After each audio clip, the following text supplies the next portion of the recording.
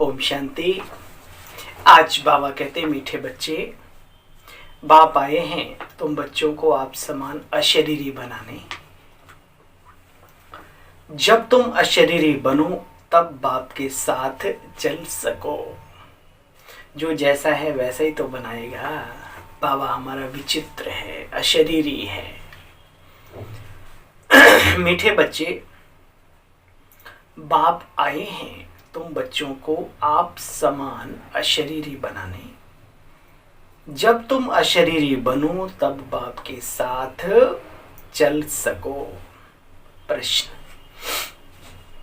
बाप के किस फरमान पर चलने वाले बच्चे निरंतर योगी बन सकते हैं, अजपा जापी बन सकते हैं? पहला फरमान बच्चे, तुम्हें इस देह को भूलना है।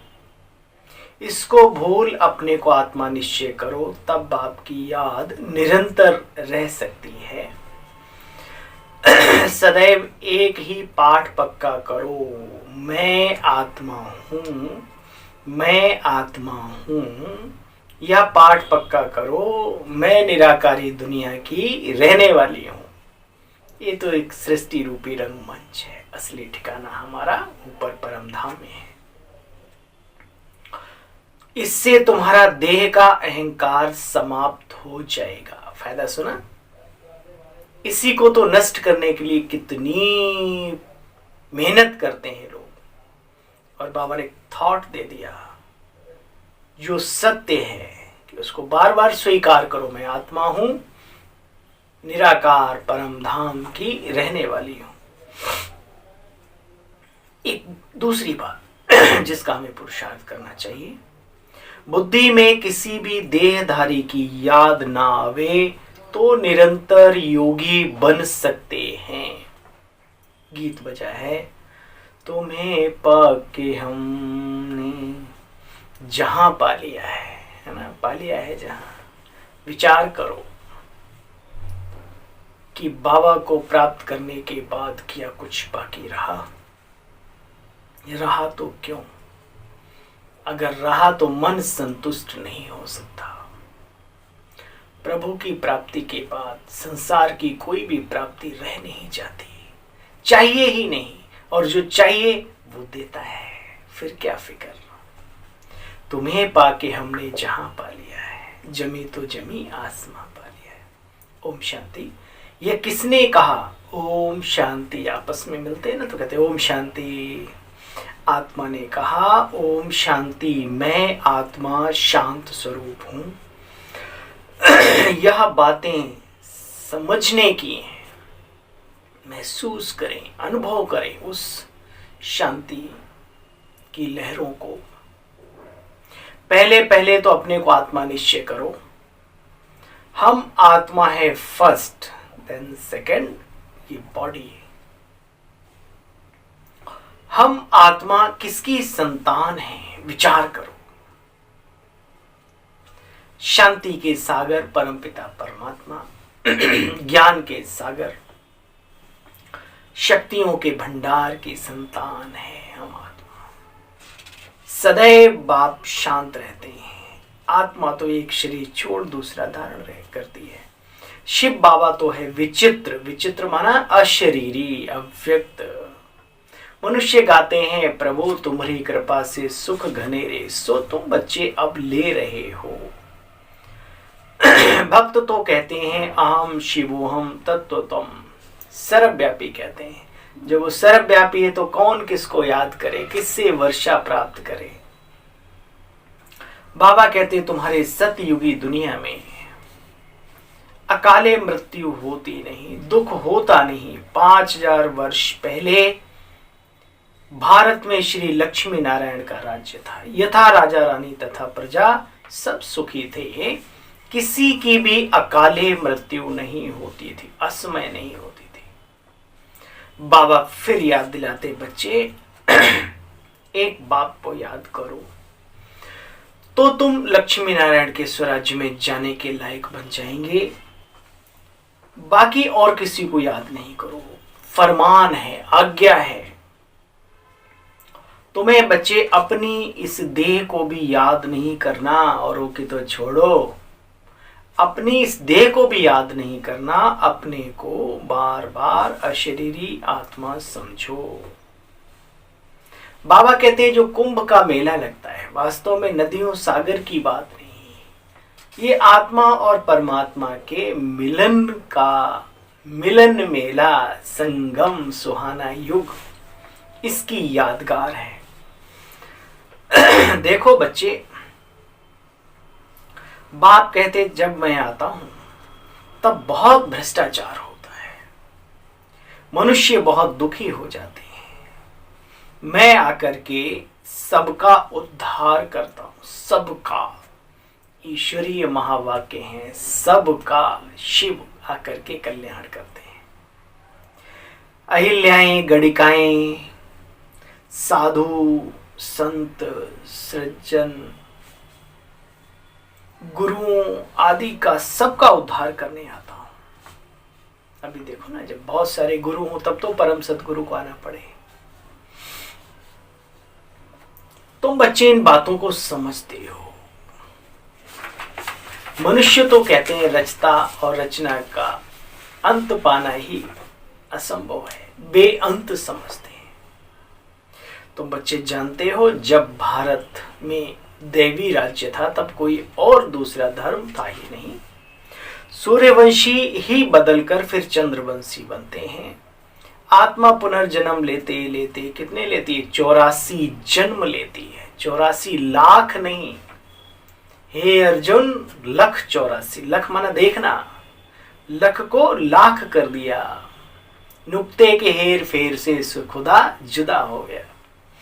देखो बच्चे, अभी तो कितनी वृद्धि हो गई है। जब लक्ष्मी नारायण का राज्य था तब और कोई खंड थे नहीं। ये सिर्फ 5000 वर्ष की बात है, तुम बच्चे भूल गए हो। ये और खंड सब पीछे आते हैं। देखो बच्चे, हमेशा याद रखो, जब सुनते हो तो यह मत समझना कि यह दादा अर्थात प्रजापिता ब्रह्मा बोल रहा है।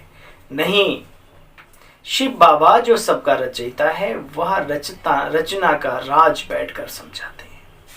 ऋषि मुनि तो सब कहते रहे कि परमात्मा बेअंत है, हम जानते नहीं, हम जानते नहीं। ऋषि मुनि आदि कोई भी त्रिकालदर्शी नहीं बच्चे। बाप कहते देवी देवता भी त्रिकालदर्शी नहीं, सिर्फ और सिर्फ शिव बाबा तुम ब्राह्मण बच्चों को त्रिकालदर्शी बनाते हैं। यह भी ड्रामानुसार खेल बना हुआ है। बाबा कहते हमेशा समझो, जो पास्ट हुआ सो ड्रामा, जो बीत गया सो ड्रामा, है ना। बीती ताही बुसारी दे, आगे की सुध ले। कितना अच्छा जीवन जीने का तरीका है। जो बीत गया उसको भुला दो, बीती को चिंतन करके अपने मन को दूषित नहीं करो। बाप कहते इससे आदि मध्य अंत दुख भोगते आए हो। अब छोड़ो इन बातों को, पुरानी आदतों को। जानते हो सतयुग में काम कटारी चलती नहीं थी।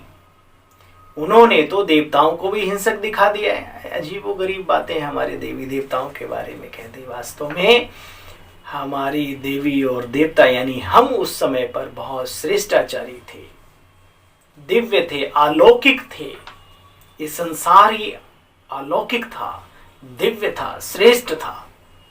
वहां पर लड़ाई, भ्रष्टाचार, ये सब बाबा कहते हैं, देवताओं को कहते हैं डबल अहिंसक, यानी काम कटारी चलाना भी हिंसा है। तो पवित्रता का बल था, है ना।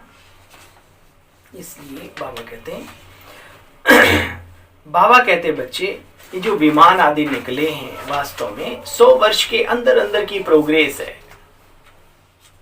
फिर क्या होगा? अंत होना ही है। अभी नाम ही रखते हैं लड़ाकू विमान, मिसाइल। किस लिए भाई?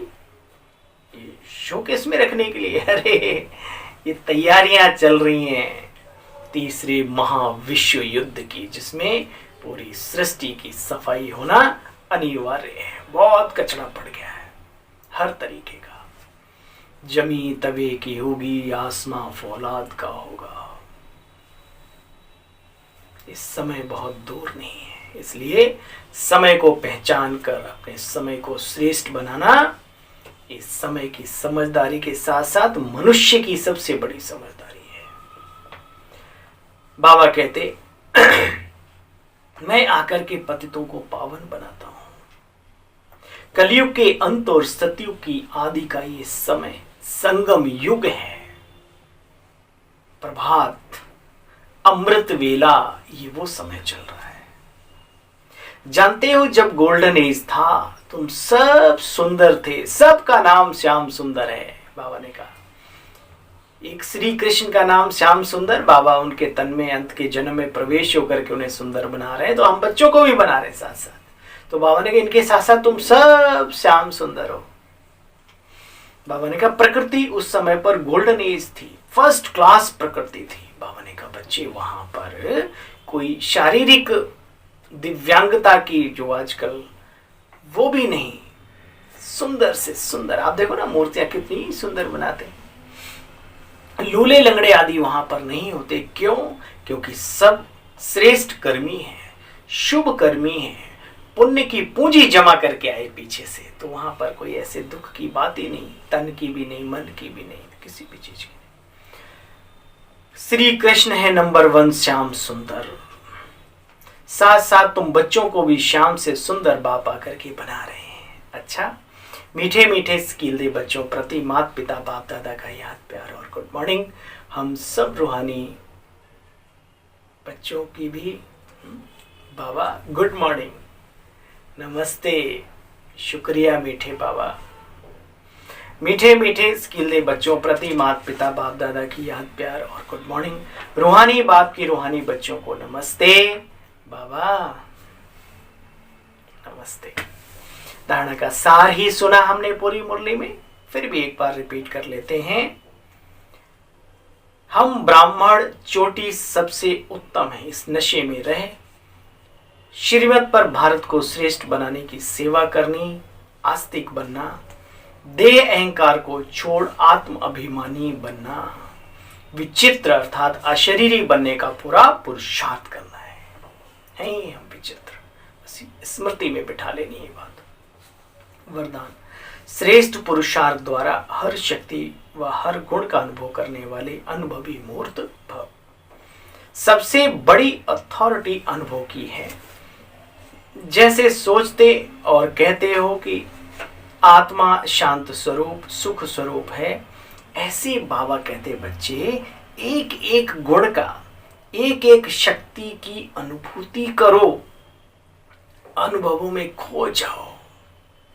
एक बार जब कोई बात हुई, मैं शांत रही, अरे बात तो बहुत अच्छी से सफल हो गई, हम विजय हो गए, तो ये अनुभव ले आओ।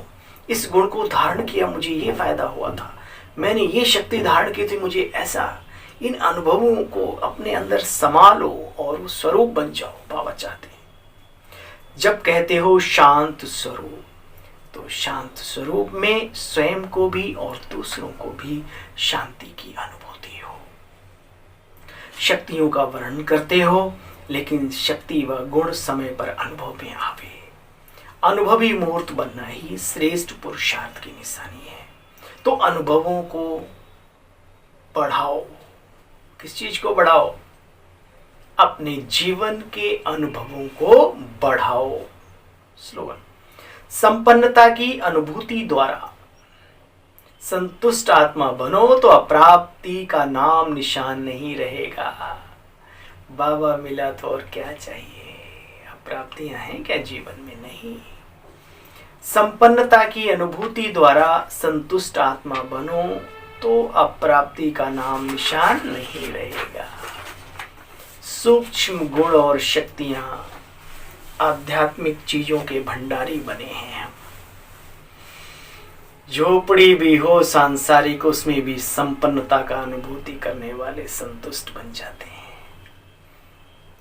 अच्छा भाई, आप सभी को ओम शांति। कृपया वीडियो को लाइक शेयर अवश्य करें। पहली बार आए हैं तो सब्सक्राइब अवश्य करें। धन्यवाद। ओम शांति।